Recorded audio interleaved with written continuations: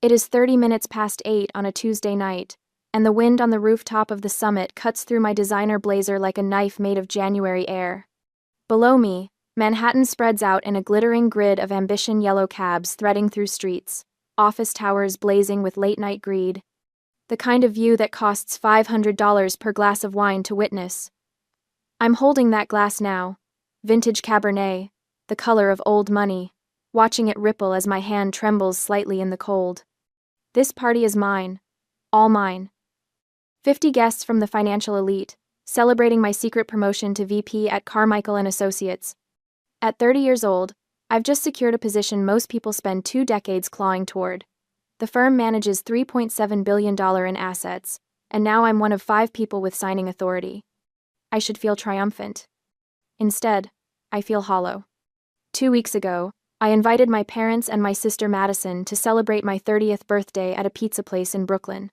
Not fancy, I wanted it casual, comfortable, family. They flaked.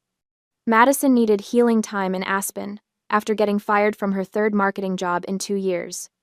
Mom said, and I can still hear her voice perfectly, "We need to support your sister right now, Natasha. You're independent. You don't need us." So, I rented this rooftop to prove she was right, to prove I didn't need them, to celebrate alone, surrounded by colleagues and clients who respect my work but don't really know me. The irony tastes more bitter than the wine. The elevator chimes. 4 men step out. They're wearing suits, but not the kind you see at parties like this. These are off the rack, functional, forgettable. The kind designed to blend in anywhere while screaming federal agent to anyone paying attention. They move through the crowd with military precision, and I watch their trajectory with growing dread because I can see exactly where they're headed. Toward me. They box me in against the glass railing, cutting off every escape route with the practiced efficiency of people who've done this 1,000 times. The lead agent is tall, gray-haired, with eyes like a balance sheet, cold, analytical, missing nothing. Natasha Hill. It's not a question. He flashes a badge, and I catch the words Federal Bureau of Investigation before he continues. You're being detained under the Espionage Act. We detected a physical breach at your Hill Industrial Facility. Secure communications suggest you sold access code protocols to a third party. The world tilts. Espionage Act. Those words don't belong in my life. I invest in industrial real estate. I flip warehouses. I run a quiet side business, managing server farms for defense contractors. Everything is legal, licensed, compartmentalized. Everything is. I didn't sell anything, I managed to say, but my voice sounds distant, like it's coming from underwater. You'll have an opportunity to explain that, Agent Miller says, reading my thoughts from my employee ID badge still clipped to my blazer. Right now, you're coming with us. My colleagues are staring. James Carmichael, the senior partner, looks horrified. The clients I've spent months courting are pulling out their phones, probably already drafting emails to distance themselves from whatever scandal I'm about to become. My career is dying in real time, suffocating under the weight of assumptions and liability concerns. They escort me to the service elevator. No handcuffs, that's something, at least. But the message is clear. I'm not under arrest, but I'm absolutely not free. We descend 43 floors in silence, broken only by the pneumatic hiss of the elevator and the hammering of my pulse. The alley behind the building smells like garbage and rain. Parked between 2 dumpsters is a vehicle that looks like a black armored truck mated with a mobile command center. The acronym SCIF floats through my memory from some defense contract briefing. Sensitive Compartmented Information Facility. A portable room designed to prevent any signal from getting in or out.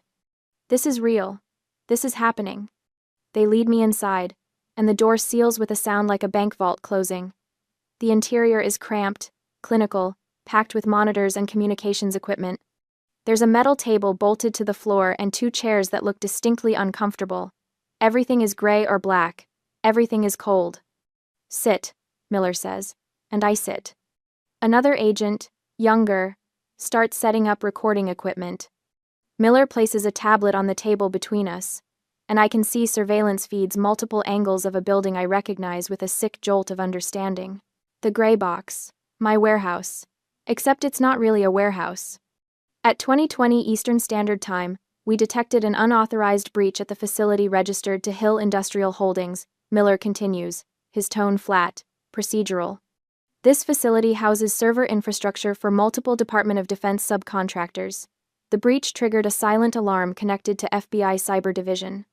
3 minutes ago, we observed 2 individuals cutting through the secondary lock. He slides the tablet toward me. On the screen, I can see 2 figures in hoodies using bolt cutters on a heavy-duty padlock. The live timestamp reads 20 hours 40 minutes and 15 seconds EST. That's happening right now, I whisper. That's happening right now. Miller confirms. And earlier today, we intercepted communications suggesting you facilitated this breach. So I'll ask you directly, Miss Hill, who did you sell access to? I didn't sell access to anyone. I would never. My phone vibrates in my jacket pocket. The agent who patted me down earlier must have missed it, or maybe they left it deliberately. Miller glances at it. Check it, he says. I pull out my phone with shaking hands. There's a text message from Madison, sent at 20:20 p.m. EST. I open it, and the words are so absurd, so catastrophically wrong, that I have to read them 3 times before they make sense. Madison, money received, just sold your rusty old storage unit to QuickFlip. $350,000 cash wired. They wanted it tonight. Don't worry. I put the money in the family trust for my startup. You're welcome. For a moment, I can't breathe, can't think, can't process what I'm reading. Then I look up at Agent Miller, and I can feel something shifting in my chest. Not panic anymore. Something colder, something sharper. I didn't sell state secrets, I say slowly, each word precise as a surgical cut. My idiot sister just sold the building to a predatory wholesaler for the price of a used Ferrari. Miller reads the text. His expression doesn't change, but I see the subtle shift in his posture. The tension in the room rotates on its axis. I'm no longer the primary suspect. I'm a victim of identity theft who happens to own a federal security asset. This changes everything. 5 minutes have passed inside the skiff, but it feels like hours. Agent Miller leans back in his chair, calculating. The other agents are making phone calls, coordinating something I can't quite hear. The surveillance feeds on the tablet show the 2 figures at my warehouse still working on the lock. Explain the asset, Miller says.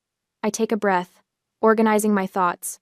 This is like explaining a magic trick. The effect is impressive, but the method is mundane once you understand it. 6 years ago, I bought that property for $800,000. It's in an industrial zone 40 minutes outside the city. No residential neighbors, no foot traffic, no reason for anyone to drive past it unless they're specifically going there. To my sister Madison, who visited exactly once when I bought it, it looks like an abandoned warehouse. Concrete walls, no windows, no signage, surrounded by a chain-link fence. She called it a dump and never went back. Miller is watching me carefully. But it's not a dump. It's a gray box, I say, using the industry term. A secure server facility for defense contractors who need off-site backup infrastructure. The building has no windows because windows are a security liability. They allow visual surveillance and potential sniper angles. There's no signage because the whole point is operational security. The passive security, Madison saw just a fence, and cameras is deliberate. Armed guards attract attention. An unmarked building in an industrial zone doesn't. And QuickFlip? Miller prompts. I pull up my email on my phone, finding the message I'd flagged last week but hadn't had time to investigate. QuickFlip Ventures is a real estate wholesaling company. They specialize in distressed properties, foreclosures, abandoned buildings, estate sales. 1 week ago, they used satellite imagery to scout the area. I show Miller the email, a cold outreach, asking if I'd be interested in selling. I'd responded with a polite no and thought that was the end of it. What do they see in satellite photos? Miller asks. Industrial cooling towers, high-grade HVAC systems. The kind of infrastructure you'd need for a massive server farm. I meet his eyes. They think it's a private crypto mining facility. Millions of dollars in equipment, abandoned or forgotten, just sitting there waiting to be salvaged. Understanding crosses Miller's face. They're not trying to breach a government facility. They're trying to loot what they think is private property before the owner notices. Exactly. They probably planned to strip the cooling systems, steal the servers, and disappear before I could file a police report. What they don't know is that cutting that lock triggered a federal alarm tied to counterintelligence monitoring. Miller taps something on his tablet. We have a tactical team en route. They'll be on site in approximately 8 minutes. He pauses. Quick Flip is about to have a very bad night. There's something almost satisfying about that image, thieves breaking into what they think is an abandoned building, only to find themselves surrounded by federal agents. But the satisfaction is quickly swallowed by a darker realization. Madison committed wire fraud, I say quietly. And identity theft. Yes, Miller agrees. To execute a sale, she would have needed to forge corporate documents, sign contracts in your name, and wire transfer the proceeds. That's multiple federal crimes. I should feel something fear for my sister, guilt, familial obligation. Instead, I feel nothing but a cold, distant curiosity about what happens next. Maybe I'm in shock. Maybe I've finally run out of emotional capacity for a family that's never shown up for me. I need to check my voicemail, I say. Miller nods, and I navigate to my messages.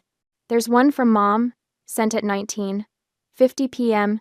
EST, half an hour before the sale closed. It's marked as a voice note sent to the family group chat. I almost don't want to listen to it. Some instinct is warning me that whatever's on this recording will change something fundamental. I press play. Mom's voice fills the cramped skiff, and I realize immediately that she doesn't know she's recording. She's talking to Dad in the background, her words slightly muffled but perfectly clear. I blocked Natasha so she can't whine about this. Just sell the warehouse, Madison. She's hoarding that junk while you suffer. Consider it restitution for us raising such a selfish daughter. The recording continues something about how I've always been difficult, how I never needed them the way Madison does, how it's only fair that the golden child gets something for once. Then it cuts off. I sit very still. Something inside me, something I've carried my entire life, simply stops. It's like a motor that's been running constantly, so constant I didn't even notice the noise until it ceased. That desperate, aching need for my parents' approval, the voice that always wondered if maybe I could just be better, work harder, achieve more, and then they'd finally see me, that voice goes silent. They didn't just steal from me, they felt entitled to rob me. They called it restitution, for raising me. Miss Hill? Miller's voice sounds distant. I look up at him, and I can feel my expression settling into something new, something colder. My mother just admitted to conspiracy to commit wire fraud on a recorded line. She blocked my number so I couldn't interfere, then encouraged Madison to sell property she knew wasn't theirs. Miller and the other agents exchange glances. The younger agent makes a note. To clear your name completely and secure the facility, we need Madison's confession on record. Miller says carefully, we have the text message, but a recorded admission would make the case airtight. I understand what he's asking. He wants me to call Madison and get her to incriminate herself while the FBI listens. Part of me knows I should feel conflicted about this. The old Natasha, the one who existed 15 minutes ago, would have agonized over betraying family. But that Natasha heard restitution for raising such a selfish daughter. That Natasha is dead. I'll need my attorney on standby, I say calmly. Ethan Vance. He specializes in corporate fraud cases. Miller nods. We can conference him in. While they set up the call with Ethan, I pull up my digital LLC records on my phone, incorporation documents, tax filings, property deeds, all stored in encrypted cloud storage. Everything proves I'm the sole owner of Hill Industrial Holdings. Everything proves Madison had no authority to sell anything. Ethan answers on the second ring. I give him the abbreviated version: FBI detention, sister sold federal security asset, need to trap her on recording. To his credit, he doesn't waste time with questions. I'll monitor the call, don't admit to anything, let them talk. Miller connects my phone to the FBI's forensic recording system. Every word of the upcoming conversation will be documented, time-stamped, legally admissible. Make the call, Miller says. I pull up Madison's contact and switch to FaceTime. My finger hovers over the call button for just a moment. This is the point of no return. Once I make this call, I'm not just cooperating with the FBI, I'm actively participating in my family's destruction. I think about the voicemail. Restitution for raising such a selfish daughter. I press the button. The FaceTime call connects after 3 rings, bridging the distance between 2 very different worlds. The screen fills with warmth and light, and the contrast is so jarring I almost flinch. I'm in a dark, cramped, sterile FBI command vehicle parked in a New York alley at night. The air smells like electronics and cold metal. The only light comes from the surveillance monitors casting everything in shades of blue and gray. Madison is in a luxury log cabin in Aspen, Colorado. Because Aspen is 2 hours behind New York, it's 7 there. Outside the massive windows behind my sister, the last of the alpine twilight is fading into a deep, bruised purple against the snow. Inside, however, is a world of golden warmth. There's a fire crackling in a stone fireplace. She's wearing a cashmere sweater that probably cost more than my first car, her blonde hair perfectly styled, her skin glowing with the kind of relaxation that comes from spa treatments, and absolutely zero consequences. She's celebrating. Natasha. She grins at the camera, and I can see she's already a few glasses deep. Did you get my text? Pretty amazing, right? I basically just made you $350,000. Usually, when my family dismisses me, or takes credit for my work, I get defensive. I stutter. I try to explain. Sometimes I cry. Tonight, I'm ice. Madison, did you physically go to the property before you sold it? My voice is level, almost curious. She laughs. Why would I? I saw it 6 years ago when you bought it. Total dump. Honestly, I'm impressed QuickFlip even wanted it. She takes a sip of champagne. I did everything online. Found the old LLC paperwork in mom and dad's safe, created a corporate resolution authorizing the sale, signed your name, and boom, easiest $350K ever. In the skiff, Agent Miller's pen moves across his notepad. Madison just admitted to document forgery and identity theft on a federally recorded line. You faked a corporate resolution? I ask, my tone still neutral, just seeking clarity. It wasn't hard, Madison says, and I can hear the pride in her voice. I used DocuSign and a template I found online. QuickFlip never even questioned it. They were so excited to get the property, they wired the money within minutes. Every word is another nail in her coffin. Wire fraud, computer fraud. I should probably stop her, warn her, tell her to get a lawyer, but I remember the voicemail. Restitution for raising such a selfish daughter. Madison, that property isn't a dump, I say quietly. It's a windowless concrete box because it's a black site. It hosts servers for Department of Defense contractors. There are no windows to prevent sniper attacks. There's no signage to prevent espionage. 2. Her smile falters. What are you talking about? I saw the satellite images. It's just industrial cooling units and... You saw what QuickFlip wanted you to see. I interrupt. They identified it as a potential crypto mining farm and planned to loot the equipment before I noticed. They cut the perimeter lock approximately 30 minutes ago. Now she's starting to look uncertain. Dad appears in the frame behind her, his face flushed with wine and firelight. Stop lying, Natasha. You're just jealous because Madison actually did something productive for once. His words are slightly slurred. We checked the satellite view. It's a server farm. Madison sold it for scrap value. Honestly, you should be thanking her for finally monetizing that waste of money. I lean forward slightly. Did Mom tell you she sent a voicemail to the family group chat? The one where she said selling my property was restitution for raising me? Dad's expression darkens. Your mother was just, you're always so dramatic, Natasha. So ungrateful. We gave you everything, and this is how you... Agent Miller makes a subtle gesture. On one of the surveillance monitors, I can see new movement at the warehouse. The QuickFlip team has breached the inner door. They're inside now, standing in the entry corridor, probably confused by how clean and operational everything looks for an abandoned building. And then, on the feed, I see the tactical team moving in. Black vehicles, agents in full gear, surrounding the building with the swift precision of a closing fist. This is it. The moment everything goes from theoretical to devastatingly real. The call counter ticks past the 5-minute mark as Mom appears on the screen, squeezing into the frame next to Dad. The three of them are clustered together on a leather sofa that probably cost more than most people's monthly rent. The Aspen cabin's warm lighting making them look like a Norman Rockwell painting of family togetherness gone wrong. Natasha, honey, I know you're upset, Mom says, using her syrupy, placating voice. But you have to understand Madison needed this. She's been through so much with losing her job, and you've always been so independent. You don't need that old warehouse. We were helping both of you. By stealing from me? I ask. It's not stealing when it's family, Dad interjects. It's sharing. It's taking care of each other. Something you've never understood. The agents in the skiff are watching this like it's a masterclass in narcissistic family dynamics. The younger agent looks almost uncomfortable, like he's witnessing something too intimate, too raw. Mom continues. And now I can hear the shift in her tone. She's moving from placating to guilting. Besides, we already spent some of the money, sweetie. We put $50,000 down on a luxury RV.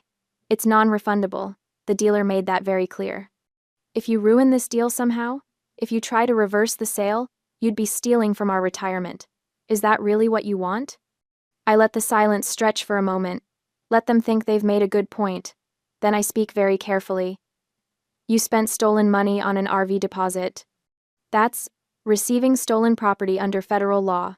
Depending on how the prosecutor wants to charge it, it could also be money laundering under the RICO statutes. Dad's face goes red. Oh, don't start with your legal nonsense.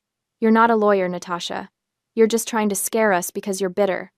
Actually, Ethan's voice cuts in through the conference line, and I see Madison jump slightly at the unfamiliar sound.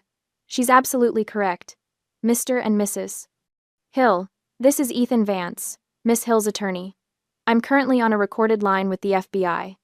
You've just admitted to knowingly spending proceeds from what you believe to be a legitimate sale but was, in fact, a fraudulent transaction. That creates significant legal exposure for you. The color drains from Mom's face. Madison is looking at the screen now, really looking, and I can see her starting to piece things together. The background behind me, the strange acoustics. The fact that I'm not celebrating, not angry, just cold. Quick Flip said it was a private sale. Madison says, her voice rising with panic. They promised to handle all the legal paperwork. They said as long as I had authorization it was fine. They played you, Madison, I say, my voice devoid of sympathy. They preyed on your laziness. They knew if they offered a fast cash closing and promised to handle the legal stuff, you wouldn't ask questions. They wanted to get in and strip the equipment before I noticed. They cut the lock at 2020 Eastern Time. I turn my phone camera slightly, just enough to show Agent Miller's badge and the interior of the mobile command unit. The FBI seal is clearly visible on one of the monitors. I'm not at a party anymore, Madison. I'm in federal custody because your fraudulent sale triggered a terrorism alert on a classified facility. The reaction is immediate and visceral. Madison's champagne glass slips from her hand, spilling golden liquid across the expensive cabin floor. Dad starts to stand, then sits back down. Mom's hand flies to her mouth. That's not possible, Madison stammers. It was just a warehouse. You said it was just for storage. You said, I never told you what I used it for. I correct her. You assumed it was worthless because it looked worthless. That was the entire point of the design. Oh God, Madison whispers. Oh God, oh God. Ethan's voice comes through again, crisp and professional. Mr. and Mrs. Hill, the FBI is currently tracking your location via this call. You've admitted on a recorded federal line to knowingly spending money you believed came from the sale of property you knew you had no legal right to sell. I strongly advise you to retain separate legal counsel immediately and cease making any further statements. But they're not listening to Ethan. They're turning on each other. This is your fault. Dad shouts at Mom. I told you we should have checked with a real lawyer first, but you said it was fine. You said Natasha wouldn't even notice. Don't blame me, Mom shrieks back. You're the one who insisted on the RV. I wanted to wait, but you said we deserved it. You said, both of you, shut up, Madison screams, and there's real terror in her voice now. What do I do, Natasha? What do I do? I should feel something. Triumph, maybe, or guilt, but I just feel empty. Watching my family implode is like watching a building demolition from a safe distance, dramatic, inevitable, and somehow anticlimactic. I can't help you, Madison, I say quietly. You committed federal crimes, wire fraud, identity theft, computer fraud under the Computer Fraud and Abuse Act. You forged documents, impersonated a corporate officer, and facilitated the breach of a federal security asset. But I didn't know, she wails. I didn't know it was important. You never told me. You never asked, I reply. You assumed. You saw an opportunity to take something that wasn't yours, and you took it. Just like you've been taking credit for my achievements, taking my birthday dinner with our parents, taking my validation for your entire life. The phone is shaking in Madison's hand now. Behind her, I can hear sirens, distant at first, then growing closer. What is that sound? Mom asks, her voice small. That, I say, would be the Aspen Sheriff's Department and FBI field agents. They're coming to arrest Madison for federal crimes committed across state lines. Madison's eyes go wide. She looks at the door, then back at the camera.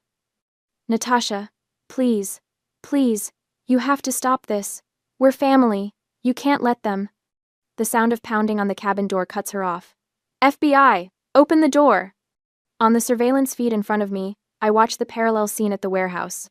SWAT teams swarm the building. The quick flip crew drops their bolt cutters and raises their hands, their faces pale with terror as they realize this isn't a crypto farm.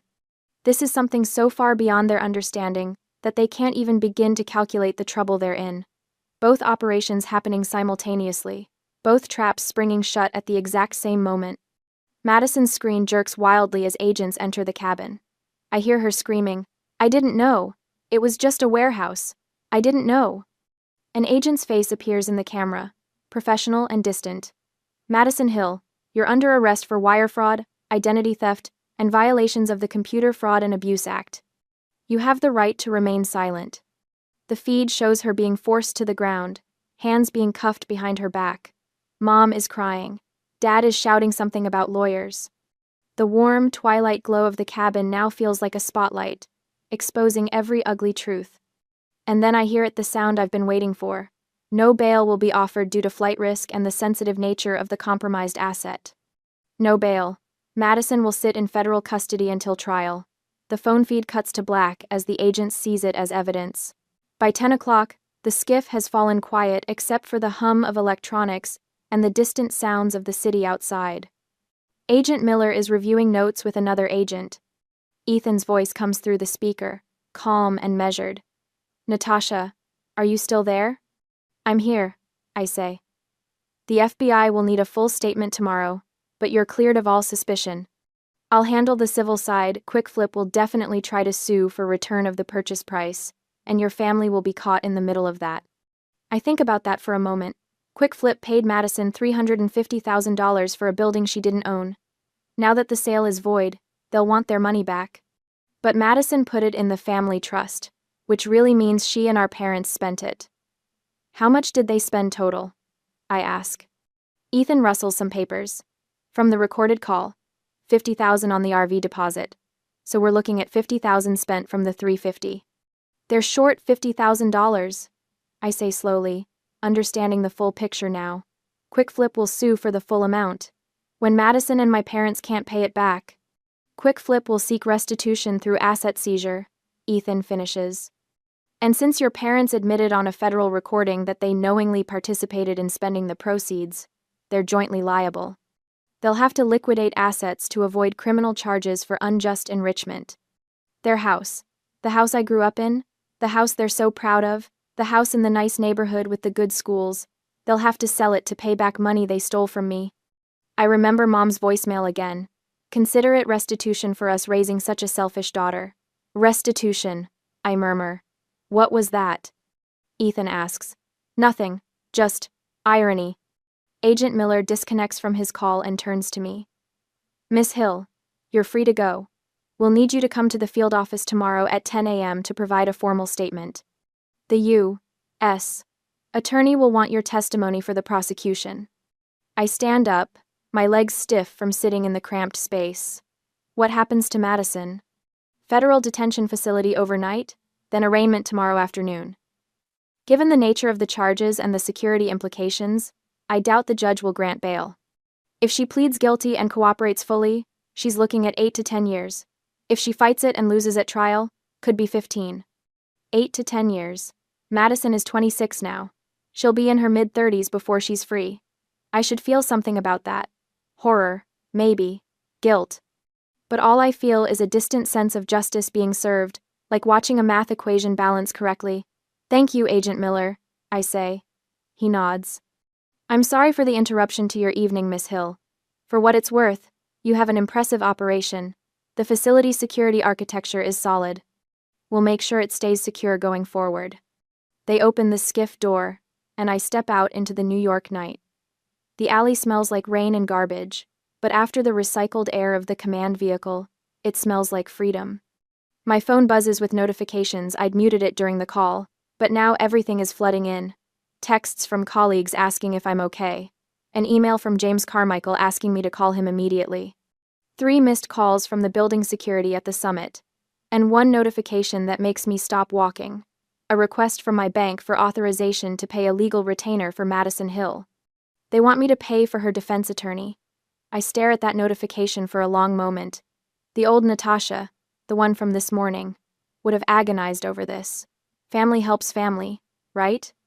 Even when they've betrayed you. Even when they've called you selfish. Even when they've tried to rob you blind. But I'm not that Natasha anymore. I press decline. Then I block the bank from sending any more requests related to Madison's legal fees. I block Mom's number. I block Dad's number. I block every connection to a family that never saw me as anything more than a resource to be exploited. My phone buzzes again.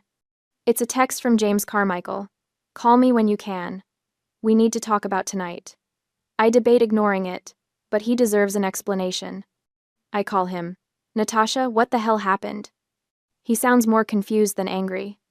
I give him the sanitized version. My sister committed identity theft and wire fraud. I cooperated with the FBI to resolve it. I'm cleared of all wrongdoing. The firm's name won't be involved in any negative publicity. There's a long pause. Then, Jesus, Natasha. I'm sorry.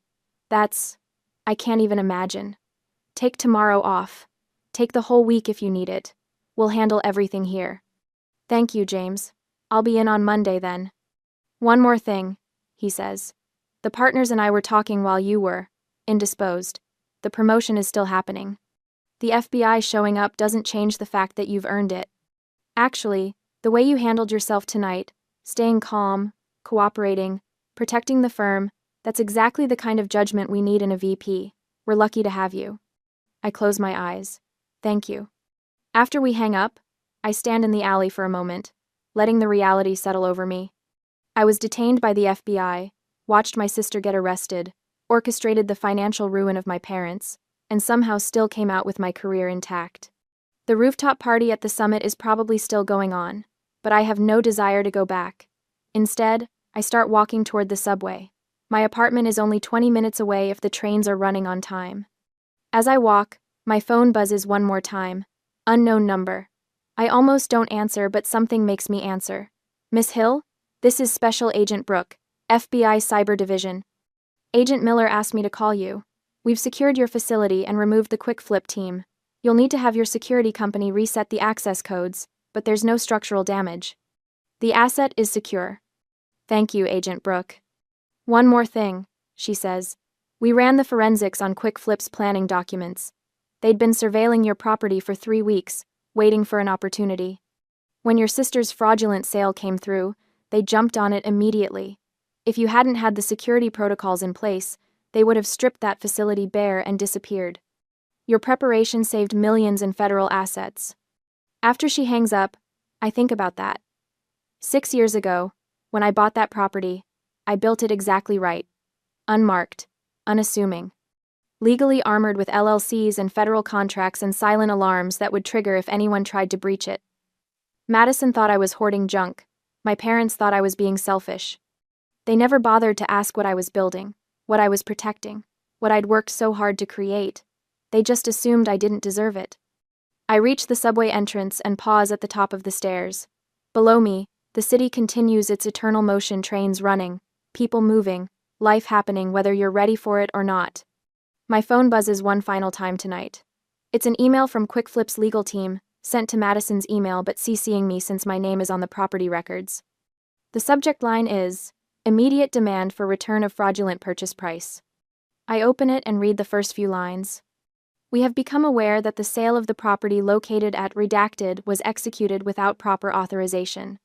We demand immediate return of the full purchase price of $350,000 within 72 hours, or we will pursue all available legal remedies including but not limited to civil litigation and criminal complaints for fraud. 72 hours. They want their money back in 3 days. Madison doesn't have it.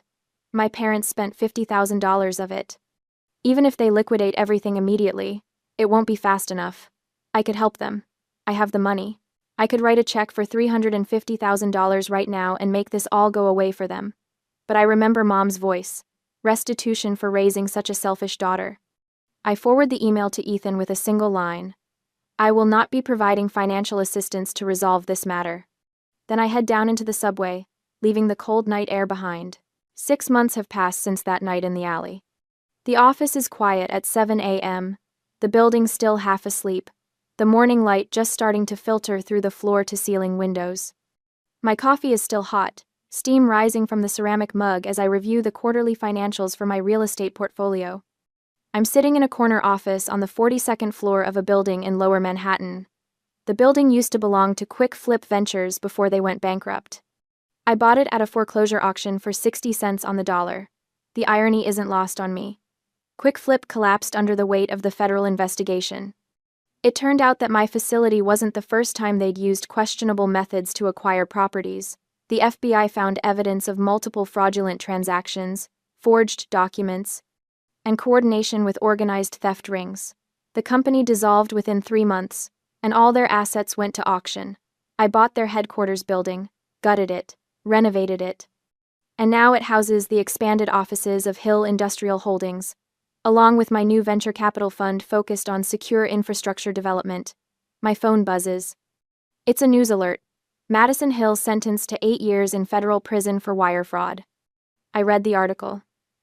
She took a plea deal, cooperated with prosecutors, showed appropriate remorse.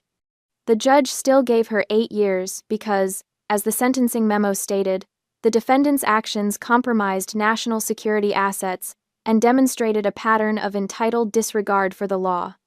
My parents avoided prison by immediately liquidating their house and repaying Quick Flip in full. They also had to pay restitution fines, totaling an additional $75,000 for their role in spending the stolen money. Last I heard, they're living in a 2-bedroom apartment in a suburb 40 miles from the city. Dad took a job as a regional manager at a retail chain. Mom works part-time at a garden center.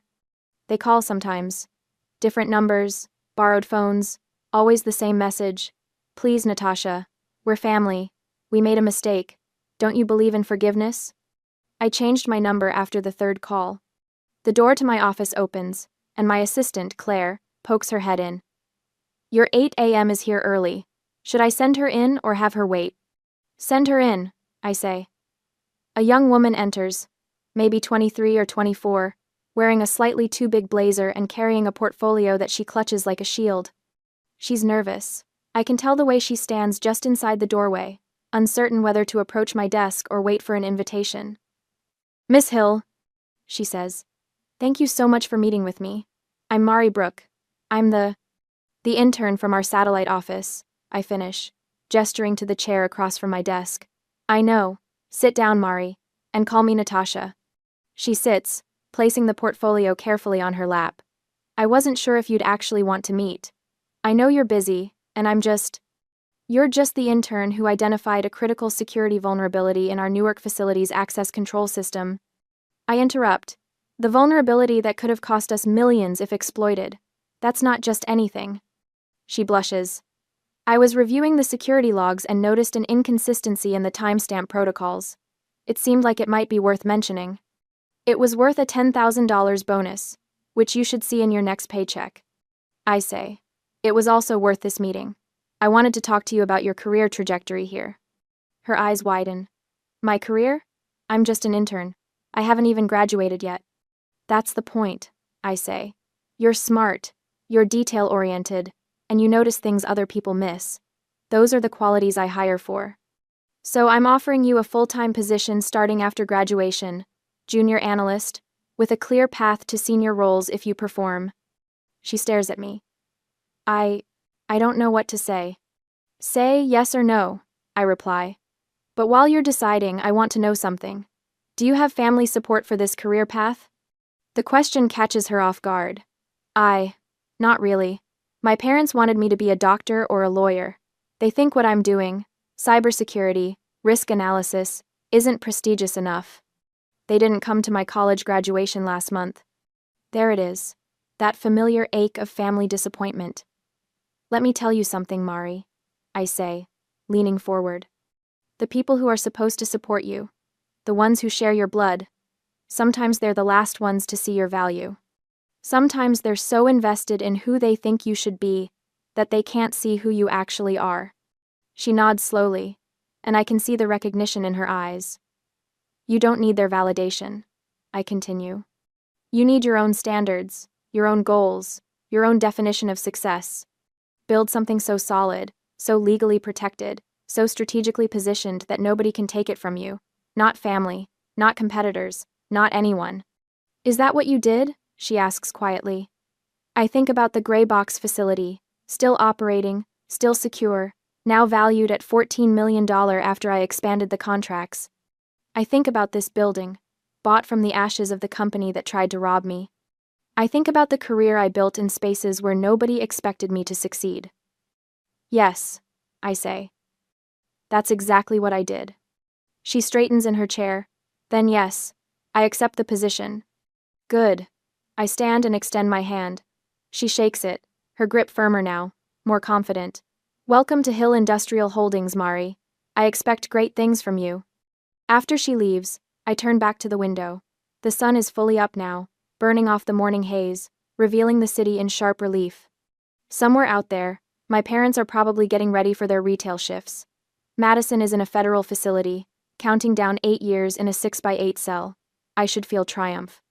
Or guilt. Or something more dramatic than this quiet, settled peace. But I don't need drama anymore. I don't need validation from people who never valued me. I don't need to prove anything to anyone except myself. My phone buzzes with a calendar reminder. 10 a.m., site visit to Graybox facility for DoD contract renewal. I gather my things and head for the elevator. As I wait for it to arrive, I catch my reflection in the polished steel doors. The woman looking back at me is 30 years old, successful by any metric that matters, and completely, finally free from the weight of family obligation. The elevator arrives with a soft chime. I step inside, and the doors close on the old version of myself, the one who threw parties to prove she didn't need anyone, the one who answered every call from her parents hoping this time would be different, the one who measured her worth by other people's approval. That version of Natasha Hill is gone. This version built empires in the dark and let her enemies destroy themselves in the light. This version knows that the best revenge isn't cruelty, it's success so complete, so undeniable, that the people who underestimated you have no choice but to live with the consequences of their own choices. As the elevator descends toward the lobby, toward another day of building and protecting and succeeding on my own terms, I allow myself the smallest smile, not because my family suffered, but because I survived them. And surviving, I learned, is just the beginning of becoming someone they could never diminish again.